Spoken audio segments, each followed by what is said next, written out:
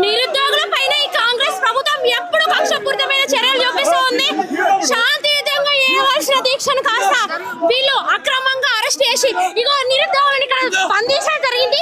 కొన్ని సంవత్సరాల నుంచి విద్యార్థులు ఈ లైబ్రరీ సెంటర్ లోనే జాబ్ల కోసం ఉద్యోగాల కోసం ఇక్కడ చదువుకుంటున్నారు. అలాంటి నిరుద్యోగుల పైన విద్యార్థుల పైన ఇలాంటి కక్షపూరితమైన చర్యలు ఎంతవరకు కరెక్ట్? రేవంత్ రెడ్డి ఖబర్దార్, నువ్వు ఇదే ఎలక్షన్స్ టైంలో ఇదే నిరుద్యోగుల దగ్గరకు వచ్చి నువ్వు ఓట్లు అడగలేదా? మాకు ఓటు వేయండి అని నువ్వు వీళ్ళను మభ్య పెట్టలేదా? నీకు సిగ్గుండాలి కొంచెమైనా.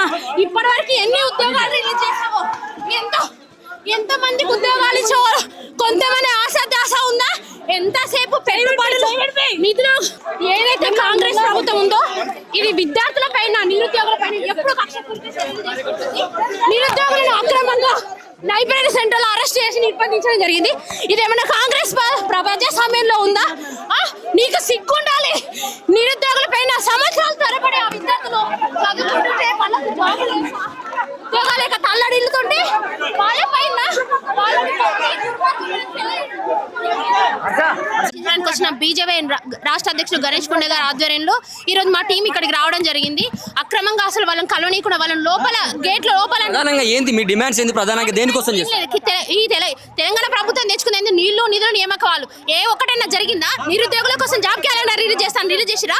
వాళ్ళ హక్కుల కోసం వాళ్ళు ప్రజాస్వామ్యబద్ధంగా ప్రశ్నిస్తుంటే ఇప్పుడు వాళ్ళని అక్రమంగా అరెస్ట్ చేసి లోపల పెట్టిరు. నువ్వేం చేసావని వాళ్ళపైన అక్రమ చర్యలు తీసుకుంటా? నీ వెనకాల టీం నీ వెనకాల మంత్రిత్వ శాఖలు పెట్టుకున్నా కూడా ఇంతవరకు ఏదో అనౌన్స్ చేయకుండా సిగ్గులేదా కొంచెం కూడా నీకు? ఎంతసేపు విద్యార్థులు నిరుద్యోగుల పైన పడిచేస్తున్నా? జాబ్ క్యాలెండర్ ఎక్కడ?